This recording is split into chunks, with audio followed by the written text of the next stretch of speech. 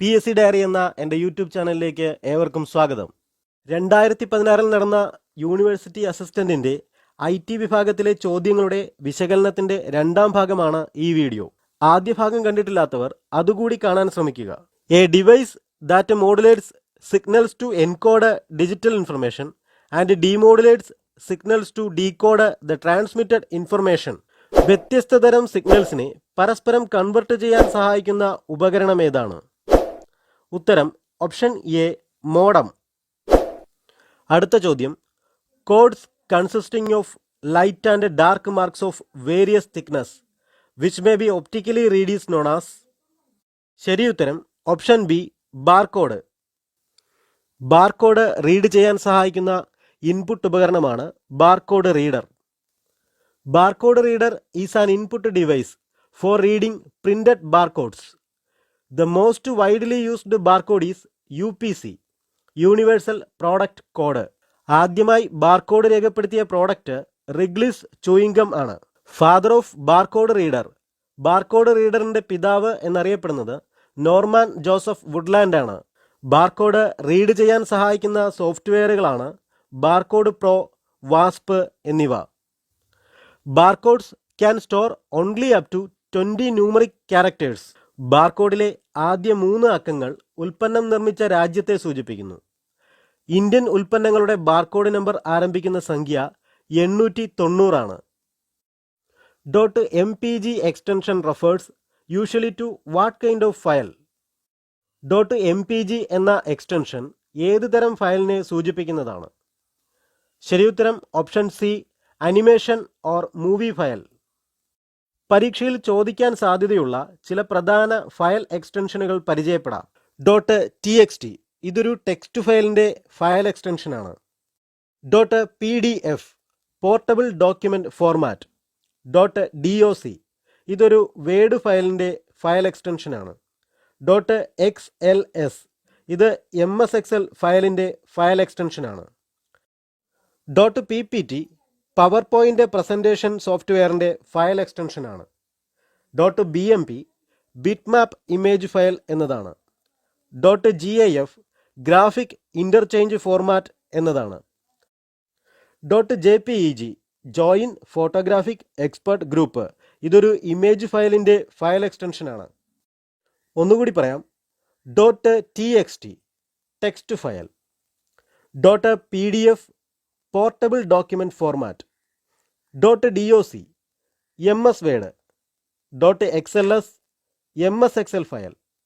.ppt PowerPoint presentation software.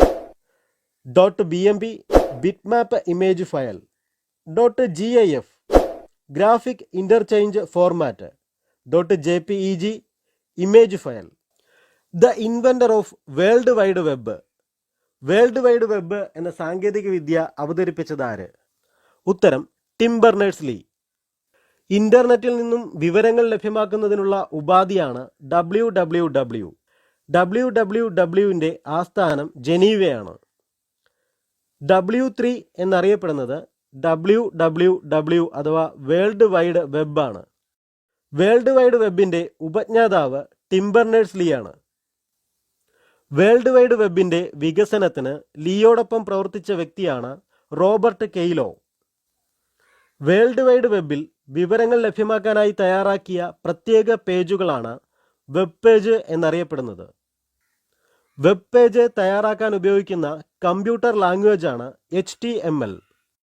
Hyper text markup language എന്നതിൻ്റെ short ഫോമാണ് HTML.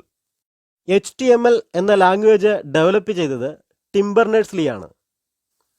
Web സെർവറും ബ്രൗസറും തമ്മിലുള്ള വിനിമയത്തിന് ഉപയോഗിക്കുന്ന പ്രോട്ടോക്കോളാണ് HTTP. Hypertext transfer protocol എന്നതിൻ്റെ short ഫോമാണ് HTTP. Hypertext transfer protocol തയ്യാറാക്കിയത് Tim Berners-Lee ആണ്. Weaving the web, the past, present and future of the world wide web എന്ന കൃതി രചിച്ചത് ടിം ബെർണേഴ്സ്-ലീ ആണ്. ടിം ബെർണേഴ്സ്-ലീ തയ്യാറാക്കിയ ആദ്യ വെബ് ബ്രൗസറിന്റെ പേരും വേൾഡ് വൈഡ് വെബ് എന്നായിരുന്നു. ആദ്യ വെബ് പേജ് തയ്യാറാക്കിയത് ടിം ബെർണേഴ്സ്-ലീ ആണ്. ഇന്റർനെറ്റ് പ്രോട്ടോക്കോളുകളെക്കുറിച്ച് ഞാൻ ഇതിനു മുമ്പ് ഒരു വീഡിയോ ചെയ്തിരുന്നു.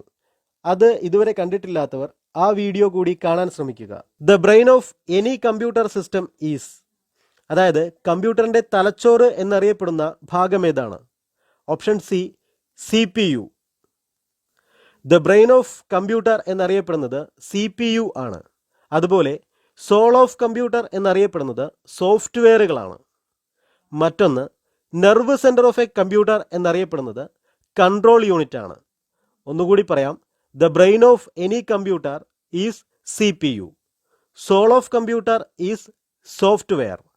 Nerve centre of a computer is control unit. 2018 നടന്ന സെക്രട്ടേറിയറ്റ് അസിസ്റ്റന്റിൻ്റെ IT വിഭാഗത്തിലെ ചോദ്യങ്ങളുടെ വിശകലനമാണ് എൻ്റെ അടുത്ത വീഡിയോയിൽ ഞാൻ ഉൾപ്പെടുത്തിയിരിക്കുന്നത്. കാണാൻ ശ്രമിക്കുക. ഈ വീഡിയോയെക്കുറിച്ചുള്ള നിങ്ങളുടെ അഭിപ്രായങ്ങളും നിർദ്ദേശങ്ങളും കമൻറ്റ് ചെയ്യുക. നിങ്ങൾക്ക് ഈ വീഡിയോ ഇഷ്ടപ്പെട്ടുവെങ്കിൽ ഈ ചാനൽ സബ്സ്ക്രൈബ് ചെയ്യുക.